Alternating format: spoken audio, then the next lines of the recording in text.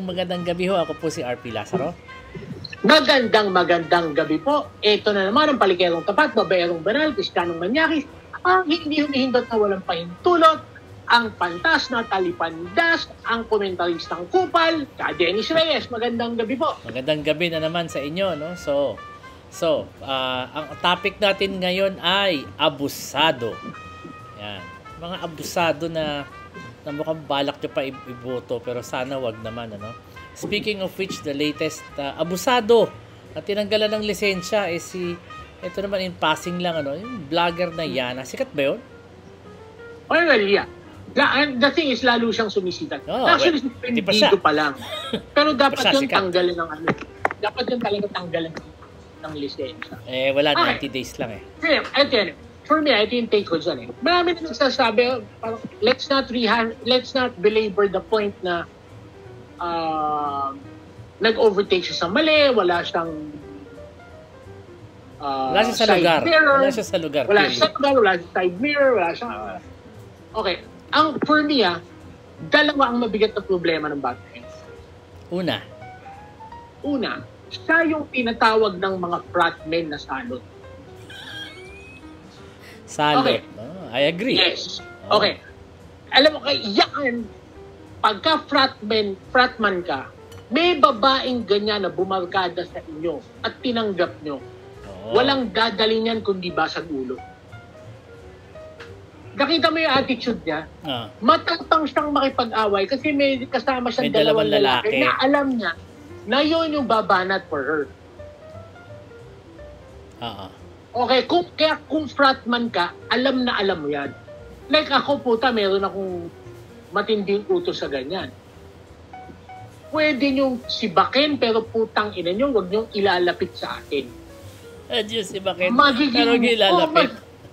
Pwede sa tayo pero putang ina niyo ilalapit sa atin kasi magiging cause ng basag ulo yan. Magmumura buhay natin. Alam mo, ito yung inaalala mo yung movie na Salome? Sino? Salome. Sino yun? Sa Biblia? Gina Alhar. Yeah, the movie. I remember. Okay. Yes. People, watch Salome. Then you'd understand. Salome, napakaganda, napaka-inosente. Nakikipaglaro pa sa bata. Puta, yung pala, she's evil incarnate. She seduces men, tapos pinapatay niya. Kawawa yung asawa niya, palagi silang lipat ng lipat just to protect her. Salot niya. Ganun yan, parang ganun. Ako ganun ang basa ko dyan. She is very abusive because of the men around her. Tapos, yung attitude niya, okay, second attitude na mali sa kanya, ito ang mali, buong grupo nila. Pag ako kasi, nagmumotor ako dati. Ayokong sumasama sa grupo. Why? Marami kang bad habits na matututunan sa grupo. Siyempre. Mga abusado sa kalsada, kasi nagsising okay. And motorcycling, for me, is a solitary pursuit. It is. It is most beautiful pag mag-isa ka.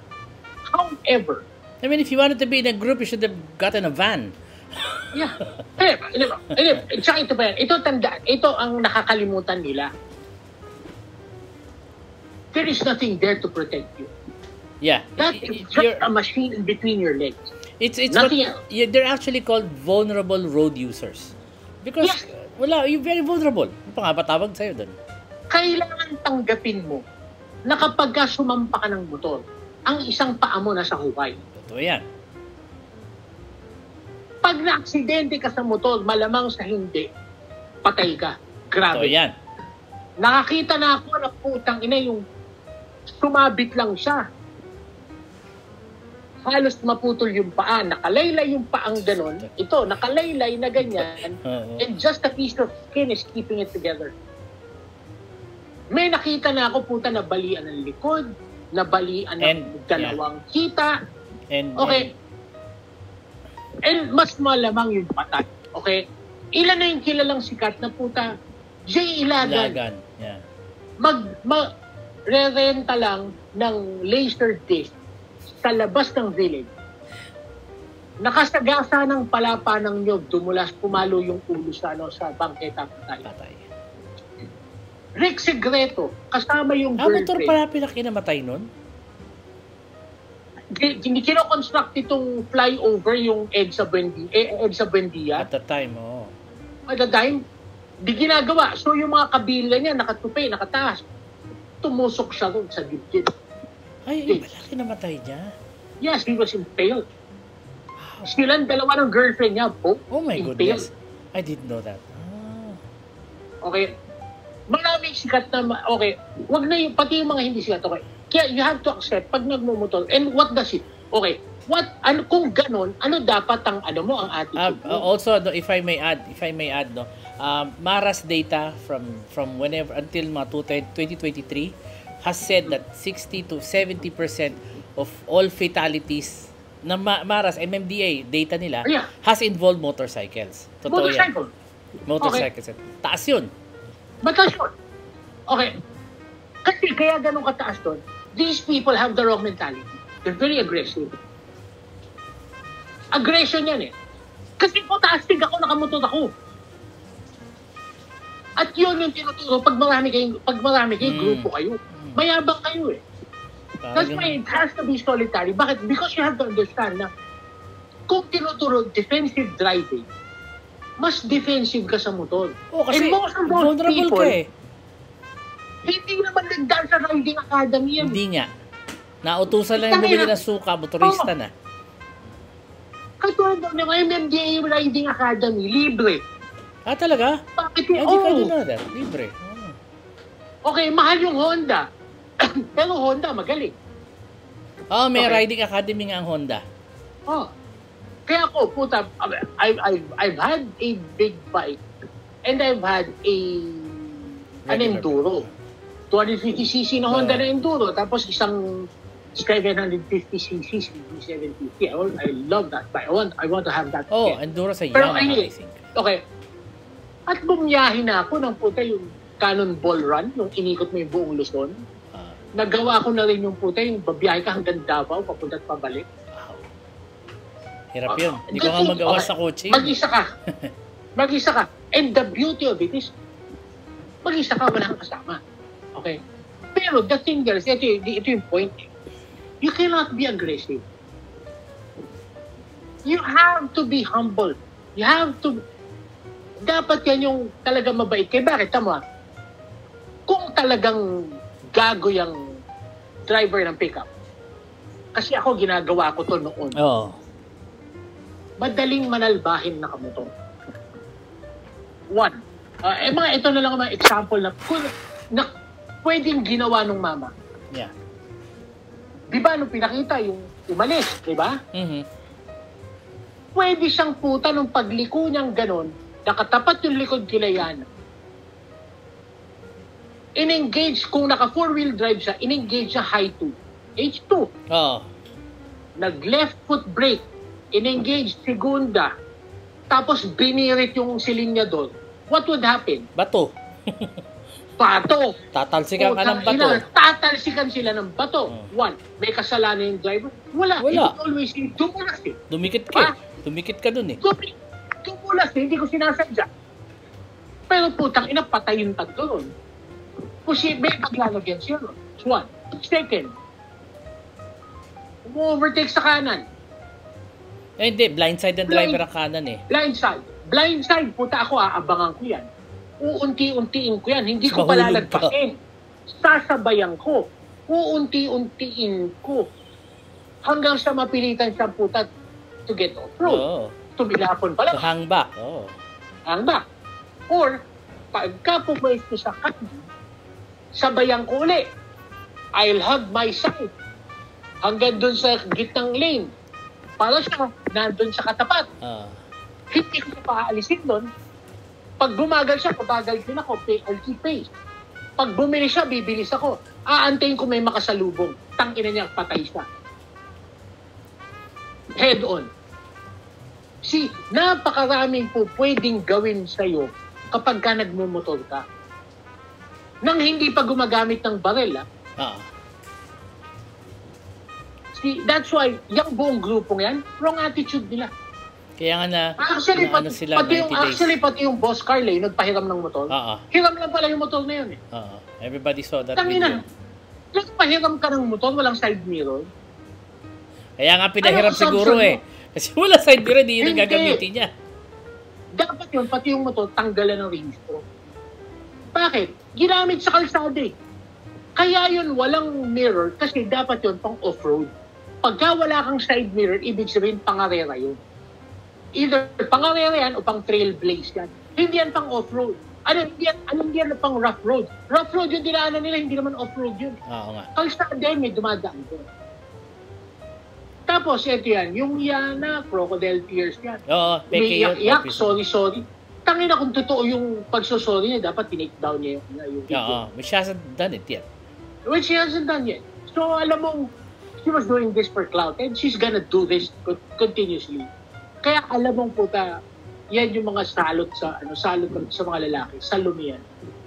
Alam mo, sa totoo lang, daming mga vloggers na ganyan. Masyadong entitled. Ay, oo. Mga influencers sa sobra-sobrang entitlement. Oo. Kaya dapat yun, i-report yan para ma-demonetize. Oo. Pag na-demonetize, tangina mo, mag-vlog ka ngayon. Kung talagang seryoso ka sa pagiging vlogger, sige kahit lang. Demonetized yan. Oo, sige lang, tuloy lang. Di ba? Parang si Rendon. Rendon sa friend, ha? Puta. Kilala mo yun? Oo. Puta, mabait siya, tunay na buhay. Although, why does it look and act like an asshole? Kasi nga, it's for cloud. Di ba? Image niya lang yun pala. Ngayon, puta, demonetized ka. Pero he still continues. Demonetized na ba siya? Demonetized ka. Tangina, kinalaban ba naman niya si Vice Ganda eh. Di putang ina, lahat ng bakla sa mundo, putang ina, ini-report siya. Lahat ng bakla sa mundo na kinuyog siya. Sabi nga sa kanya, tangina mo, buti, hindi ka radyo pa eh.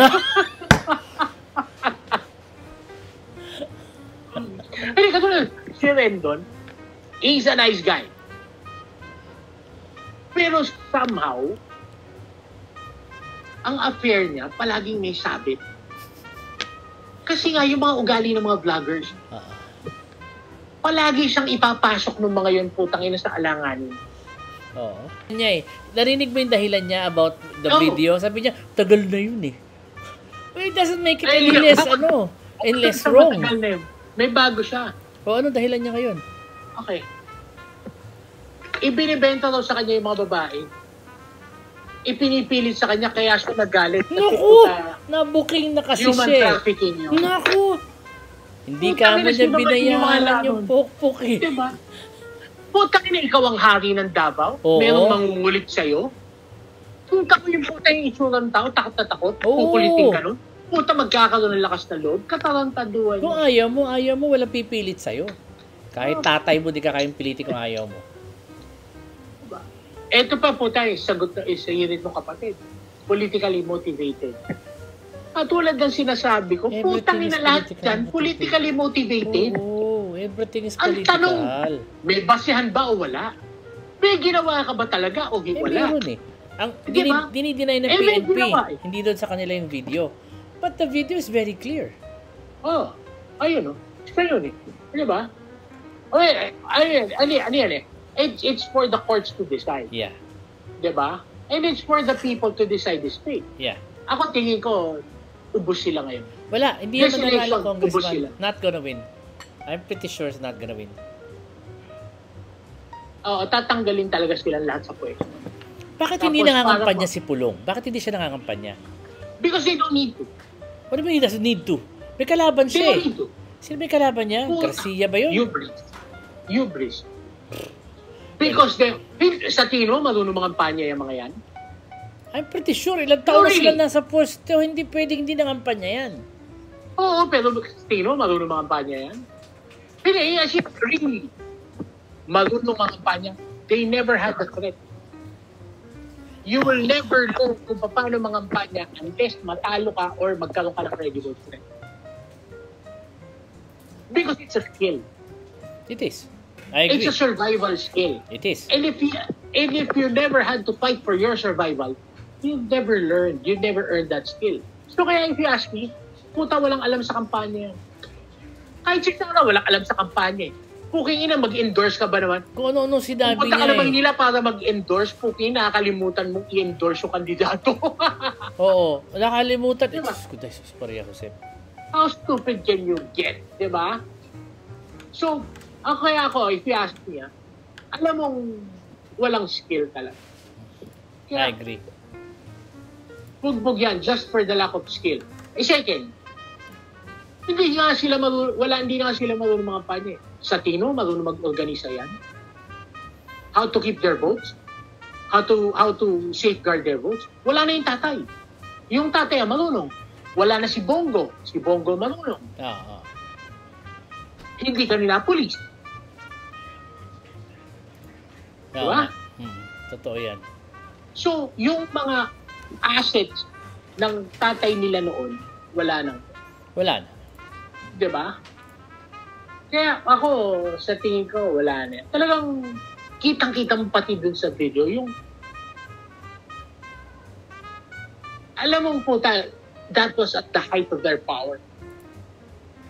Kasi kaya niyang balusbasin ng tao. Oo nga. Diba, tinrato niyang hayop, putang ina sinusundot-sundot ka ganun sa tagiliran. Oo nga, nakita ko yun eh. Diba, putang ina tinratong aso? I agree. Diba, paano mo lang pinagagalitan yung aso mo? Tapos, paano ka mapipilit na kumuha ng babae? Actually, ang sabi nung sa kaso, nagalit siya kasi hindi daw nakakuha ng babae yung isang guard niya. Ano ba yung dahilan? Ba't siya nagalit? Well, tapos nung naniningil. Oo, ayaw niya magbayad. Kaya puta, ang kulit nung isang video na lumabas, yung picture ni Pulong, tapos ang background music. Walang libreng yacht, walang libreng yacht. Ayaw niya magbayad. Yung isa daw pangit, bigyan lang niya 1,000. Ano ba yun? Kasi that's the thing. Yun yung point. Yun yung point. Dahil hari ka. So, meron kang entitlement. Hindi ako magbabayad. Tangin yung swerte nga kayo. Puta, tinikbang ko kayo. Pinasbasan ko kayo ng tamod ko. Putang ina, hindi ako dapat magbayad. See, it's that attitude. And now, it's coming back to bite him. Yeah, it is. It is. Diba? Oo. Eto pa yan. Sa sarili lang kampo, putang ina, may traiduran. Ha? Alin? Oo, puta. Si Bongo, putang ina, hindi nalakampi. Bongo's positioning to be the leader of the DPS. Not Sara. Because Sara's a spent force. Spent force. Wala na, puta. Wala na pumapansin dyan eh.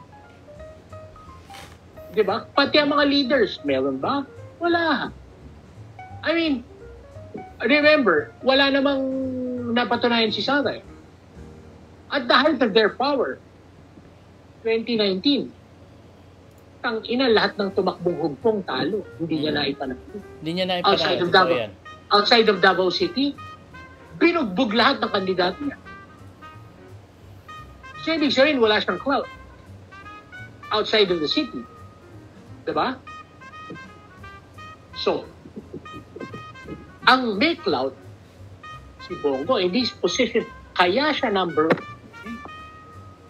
1. Kaya ako, mukhang totoo yung chismis na Bongo owns the major survey firms. Because he's always number 1 and it's pretty hard to believe. Very hard to believe, actually. And it's a statistical possibility. Kapag yung Bongo from 13 to number 3 in just a few weeks. Diba? Oo.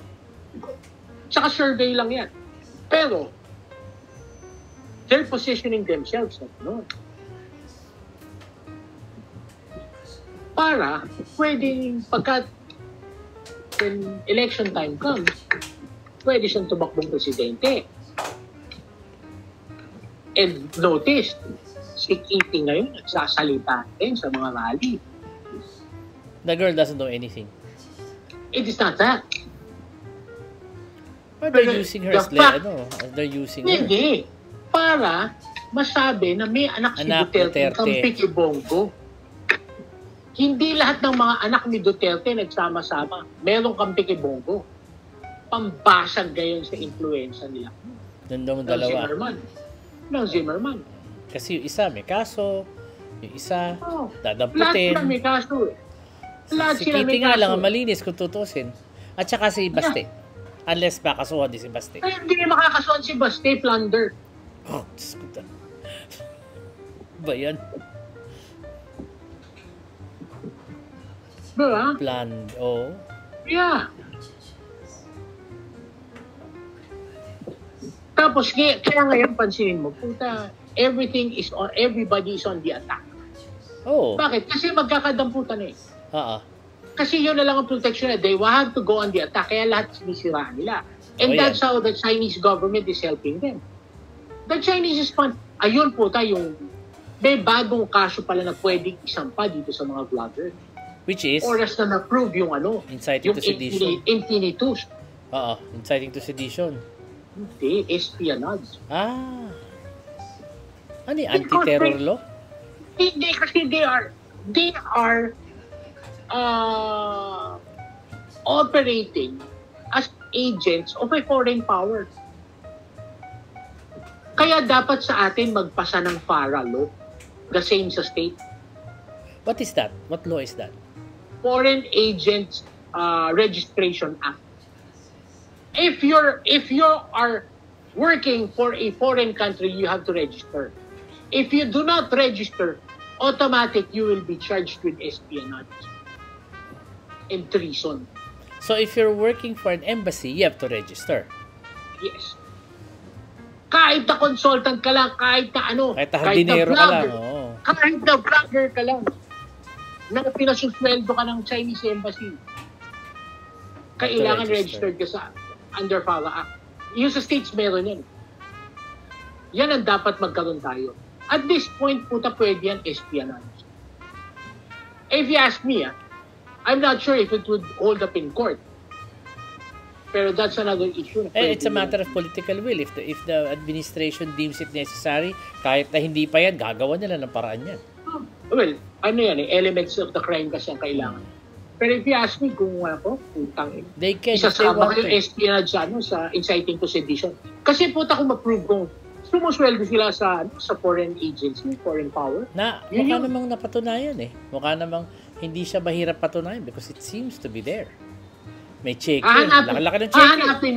Hahanapin mo yung ibang agency other than Infinita. Kasi hindi lang yan nag-iisa. I'm pretty sure there's more than one. Marami yan. Marami yan. So lahat to nahanapin mo. Hanapin mo kanino naka-payroll sila, sila Mark Lopez, kanino naka-payroll sila. Kung sila Mark Lopez, ayaw mong makulong o ayaw mong magkaano, you might as well start cooperating with your own government. No, not anymore. Puta hindi mo po pwedeng, wag mo na silang kukunin na mag-cooperate. Because they have more use to you pagka pinakulong mo. Kasi deterrent. Diba? Kasi pag yan, pinabaligtad mo, di lahat ng future na babaligtad na lang. Vloggers, pwede naman bumaligtad, babaligtad na lang ako.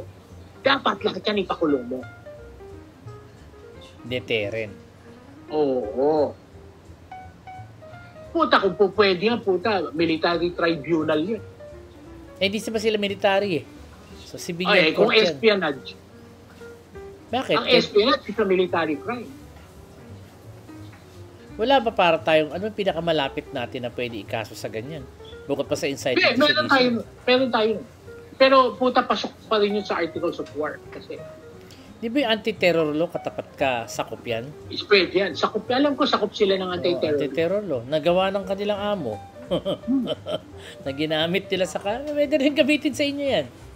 Two can play that game. Sauce for the goose. Diba? Sauce for the goose, sauce for the gander. The gander. Interesting. Well, I heard BBM is going to Malaysia the end of the month Meron siyang, mag-state visit siya sa Malaysia end of the month daw. So I heard. And I think it's out in the papers. Or will soon be out in the papers. Hindi naman yan sikreto. Meron tayong parang, well, you know why? Yeah. Ang current king ngayon, friend nila. Personal friend. Tambay sa Manila yun. Member ng Polo Club. Teka muna, sandali lang. King? They have a king? Yes. Akala ko they have a prime minister lang. No, they have a king. Okay, ang king sa kanila every 7 years nagpapalit.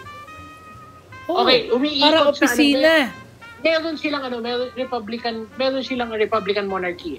So, every 7 years nagpapalit-palit sa among the different members of the family, royal families. Parang 7 families yan. Okay. Alam ko, yung current king, yung patapos yung term. Interesting. I didn't know that. Naglalaro ng polo yan dito sa Manila Polo. Nalaman ko yun kay Ricky Abot. And the Marcoses have a lot of friends talaga. I mean, kilala din nila si Trump. Trump was also a friend. Nagkita daw sila they were seen in cameras, they were talking to Trump and nagkukwentuhan. No, kinakamusta nanay niya. Kinakamusta nanay niya. Musta nanay mo? Okay lang ho. Well, yung teka muna, I'm a little interested kasi dun sa anak ni Pulong. Yeah. Yung mataba, running for Omar, oo. Ito hindi na to chismis. He owns 117 7-Eleven franchises. 117? Pandami naman nun. Kang inasan sila kumuha ng pera para bumili ng ganong kakami. Di ba? Di sa Triad. Di sa Triad. Di ba? Yun yung mga tanong doon. Anyway, back in I'm not sure of the year, but it was somewhere between, I'm sigurado ako, somewhere between 2014 and 2020. So, within those years. No? I'm absolutely sure it's within those years. Nagpunta ng Europe, yung magkapatid, yung anak ni Pulong, tsaka yung babaeng anak. Ngayon, nung nag-travel sila to Europe, may kasama silang PSG. So, ang dami nagtanong, bakit may kasamang PSG? Hindi ka naman, apo ka lang naman ng presidente. So, they insisted na may kasamang PSG. Dalawa, to be exact. When they were traveling in Europe, nawala yung passport nung Omar o nung babaeng kapatid. One of them lost their passports. So, tumawag sa embassy. Most of the embassies that they called, they were in Italy at that time. Can only offer them a travel document.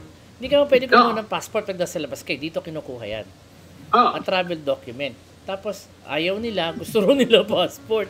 Hindi nga pwede. Hindi yan ganun kabilis. And then, they called several embassies within the European Union. And all that's offered, that only be offered, is a travel document. Nagwala daw itong chismis to, ha? Nagalit daw yung taba, yung lalaki na anak na dami-dami daw sinabi, ganyan. Ang katapusan, they left the country in a travel document. Wala talaga, hindi ka mabigyan ng passport. Tagal yan buwan yan Dahil ini-imprenta yata dito sa Batangas ang pasaporte natin, ang Apo printing yata gumagawa niyan And then have to ship abroad. So hindi siya matatapos in a week's time. So what's the language of the story, no? Abusado. Ang dami-dami nilang hinihingi, ang dami nilang minura, ang dami nilang tinakot. Susunod din naman pala sila sa batas sa katapusan. This was never in the papers. Kasi chismis siya. Pero alam mo, chismis siya. Nung panahon, kung ang sekretary noon, si Cayetano. Malamang. Kung si Cayetano, tanga siya. Sino ba sekretary 2020? Kasi kung si Cayetano ang sekretary noon, kaya yung passport in 12 hours. It's still going to be printed here. Tapos isi-ship mo doon. Isi-ship mo, diplomatic pouch. Diplomatic pouch, which is overnight. Yeah. Pero, teka. Yan na in 2 days. Teddy Locsin was a secretary na at that time. Kaya hindi sila napagbigyan. Matigas ang ulo nun. Kaya hindi Totoo sila yan. napagbigyan. Tama, si Teddy Locsin na. Tangina, Try to Justin remember it. Bieber. Kaya wala silang nakuha. Wala sila nakuha. Katapusan, travel document. Kasi Nagmura, nagalit, ang alam ko, nangyari. The secretary, doon sa private safe niya sa DFA, meron siyang plates. Yung plates ng passport. Kaya kaya niya magpagawa. In 12 hours. Kasi may kilala akong nabigyan ni Cayetano. Actually, ito nakabili naman siya ng ticket, bukas ang alis niya. Tang-ina niya kanila na check na 4 months lang mag-expire ng passport. Dapat 6 months kasi or more. Di ba? Nabigyan siya ni Cayetano in 12 hours. Wow. Interesting. Nakaalis siya kinabukasan. Mind you, ng panahon ni Cayetano, that was the time when, if you still remember, napakahirap kumuha ng appointment ng passport. Siyempre, racket yun Racket? Binenta pala yun Binenta sa mga agency. Yung appointments Hindi ka makakakuha ng appointment unless idaan mo sa travel agency. Oo. Yung nakuha ka ng appointment online, putang ina. Wala ka pinakamaaga mo 6 months. Totoo Wala yan. ka makuha. Tapos puta pag malapit na kinakancel. Oo. Kasi wala kang makukuha, dapat dumaan ka sa travel agency. Kasi gusto nila magbayad ka 500. Magbabayad ka ng 500. Kasi kanila yung 300 to. Nawala naman dapat bayad yun eh. Kaya nga, di ba, pag upo ni Web, tinanggal lahat yun. Pag upo ni Cayetano, luksin lang eh, nawala na siya. Panahon nung nawala na si Cayetano, nawala lahat yun. Now, you can easily get... Ganun ka walang yayans kayo. May kakilala ako, nagpunta pa ng Palawan para lang makakuha ng pasaporte.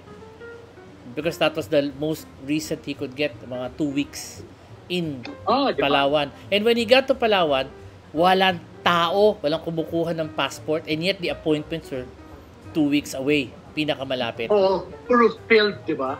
Grabe. Wala naman tao doon. Yan ang mga Cayetano. Kaya ako, kahit si Pia, di ko boboto yan. Abusado din yan.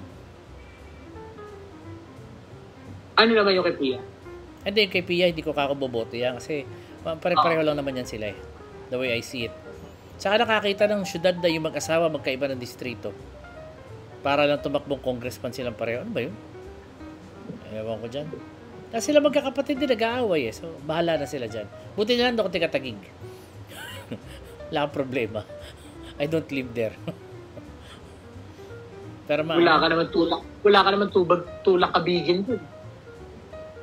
Sino ba kalaban ni Lino? Meron ba? Wala naman yata kalaban eh. Cayetano rin ata eh. Basta bata ni Lani. Graduate na ba si Lani? Puta, pinag-DQ siya eh. Ewan ko, pinag-DQ siya eh. Pinag-DQ si Lino eh. Si Lani may 1 term pa. Pinag-DQ niya yung bayaw niya. Teka muna, ano sabi nung kapatid? Puta eh, kung dito nga sa atin, pinatalo yung tatay eh. Ibang klase din eh, no? Ibang klase. And you know, families, tulad ng ginagawa ni Aimee na yan. Marami sa mga, and you can see the chatter online, maraming taong very displeased kay Aimee simply because people, the Filipinos, basically are unhappy to see a person in a powerful position na inaaway ang sarili niyang kapatid. Anti-family siya. Ano nagsimula yan nung yung sinabi ni Fiona na huhukayin ko bangkay ng tatay niya tapos sa tatay na. Wala siyang reaction doon. Di ba lang siya naghahan? Ano nagsimula yan? While everybody got angry, kahit si Sandro nagsalita. Tapos siya quiet. Kinampihan pa niya. Siguro, totoo yung chismis. Baka totoo yung chismis, di niya talaga tatay yun. Chismis yun. Hindi naman doon siguro tatay. Tatay niya patay na, matagal na. Namatay sa feeling niya. Ni CS. Ayok, sana sabihin eh. Sabi ko CS na Di ba lang. yun ang chismis? Chismis yun. Chismis. Pero puta, have you seen yung old pictures ni Charito Solis? Maganda si Charito Solis. Sobra! Ang ganda-ganda ni Charito Solis. Kahit na nung medyo may edad na siya doon sa anong movie to? Yung FPJ movie, Isla Puting Bato. Alam mo yung... Ako natatanda ko siyang maganda siya doon sa Tony Falcon movie. Oo. Ayun, height of her... Ito yun, it's a height of her youth and yes, beauty. and beauty. Ito, yung Isla Puting Bato, mga tipong na siya, 40s na siguro. Maganda pa rin Okay? siya. 40s. Sexy pa rin. Oo. Puta, parang Rosana Roses. Puta, you could Makote, not maganda. believe that may taong ganon kalakas pa rin ang sex appeal Sex niya. appeal. I agree. Oh. And she's a wonderful actress. Magaling na artista. Hindi siya matatawaran ng ganun-ganun lang. Maganda siya. Maganda, magaling. Wala kang masasabi. Ang kapareho niya si Rita Gomez. Si Rita Gomez with that huge voice. Takot ako sa kanya sa mga horror movies niya. Si Rita horror Gomez movies are really scary. Rita Gomez at 40 years old gumagawa pa ng sex scene. Maganda siya eh. Oo. Matangkad si Rita. Mistisa talaga yan eh. Oo. Tapos talagang you should watch Salawahan. This old J. Ilagan Matranillo movie. Rita Gomez is so funny. Siya yung dirty old maid na girlfriend ni J. Ilagan. Tapos every scene, binabanggit ang edad niya. Ang edad niya pa bago-bago. Ay, 33 na ako. Ganon. 35 na ako. May isang eksena eh. In one sentence, dalawa edad niya, 33 tsaka 34. Ganon. Yung mali. Ang dati eksena silang dalawa ni Rio Locsin. Tinawag siyang ma'am. Sabi niya, huwag mo naman ako imam. Maliit lang ang agwat natin. Ganon, sige na nga sis. But she's very, very fun. Oo. Pero, hindi ito mga ang artista ganda niya. Mga magagaling na artista talaga. Well, pero hindi ko maintindihan bakit dito na ba sa artista na punta yung usapan natin. Syempre. Usapan natin mga tao abusado. Kasi pinag-usapan natin chismis eh. Usually kadikit ng artista, chismis eh. Well, nakita nyo naman, papakita natin yung resulta ng survey. Nandyan, number 1 si Bongo, number 4 si Bato, si Camille Villar, number 7. I have no idea what this is all about, kung ano klaseng mahika to ng survey, pero hindi ako naniniwala dyan. Hindi, kasi meron yung may nagsabi niya rin, the dissonance of survey. Because the survey does not reflect the true... But you have to admit, it affects voter perception. At ang Pilipino, mahilig bumoto sa akala nilang mananalo. Yan ang problema natin. Except when ginagalit mo yung tao. At katulad ngayon, naglabasan lahat yan sila mga pro-China. Oo, naglabasan, nilalabas yan.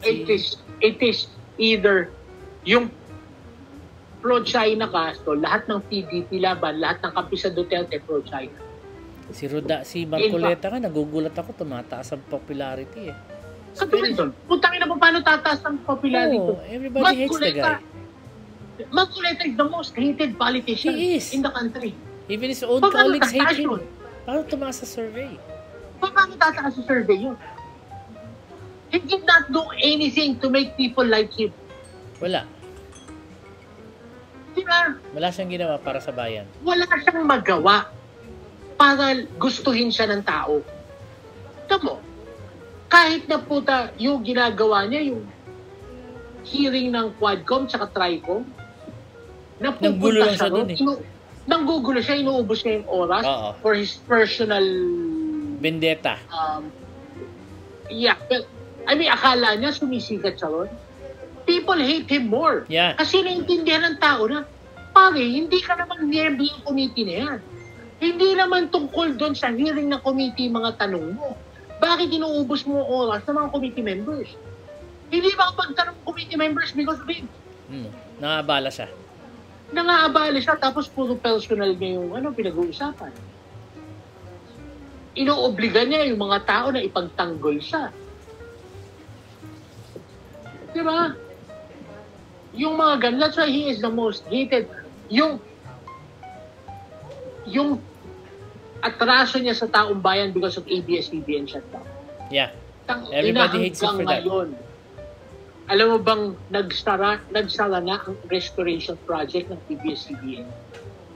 Binenta na nila yung building, di ba? Yeah. Hindi, pero ito yung pinakamasakit.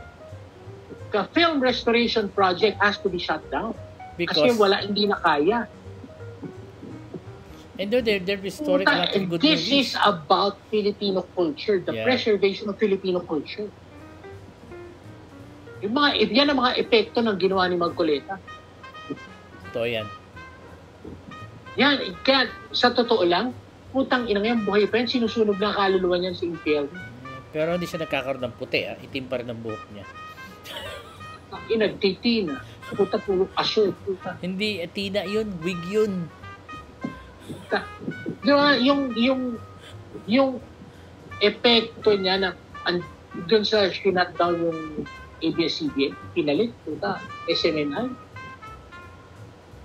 The disservice to the country. Yeah, to the people. To the people. Puta, pati preservation ng Filipino arts and culture na sira. Totoo yan. Kailangan pa naman natin. Kailangan niya ng 40 million ng functionally illiterate people. We need that at least, the very least.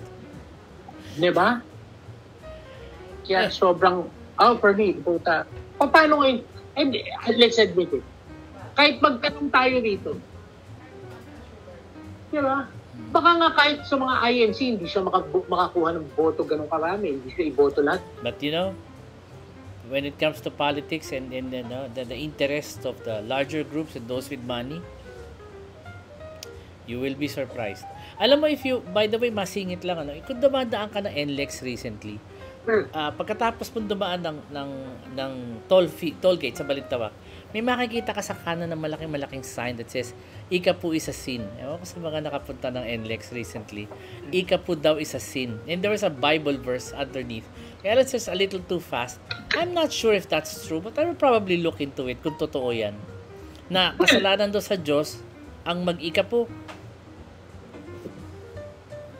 Well, kasi ganito yan. Depende kung anong Bible passage ang titignan mo. Because under the Old Testament, because it was a Jewish law. Okay, you have to read the Old Testament to understand saan nanggagaling yun. Yeah. You have to read the Old Testament the same way you would read a law book. And a history book. See, the Old Testament is the history of the Jewish people. Yeah, true. And their laws. So, yung tithing, yung 10% na tithing, yung tithing, kailangan mong ibigay yan to support the Temple of Jerusalem. That's why it's a law for them. Ngayon, hindi naman tayo Hudyo.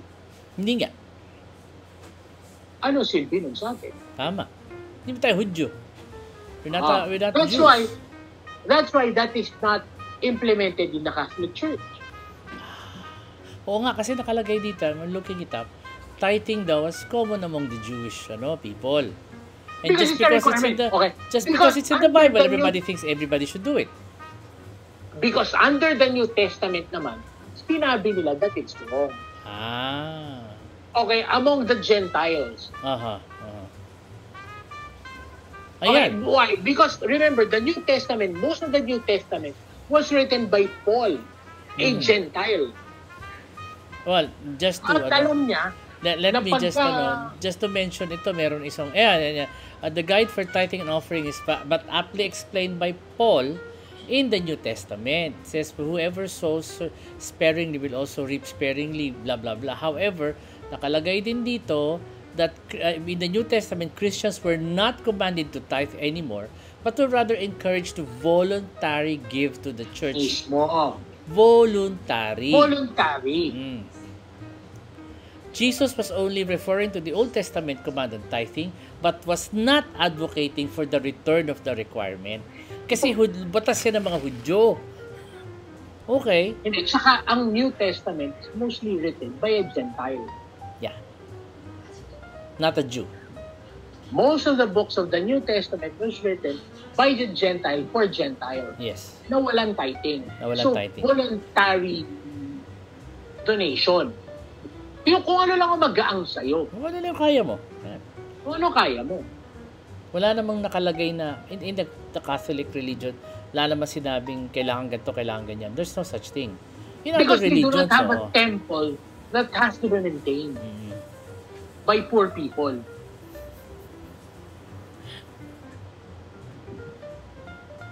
Well, anyways. Diba? Nandito natatapos ang ating kalahating oras at mahigit-higit ng konti.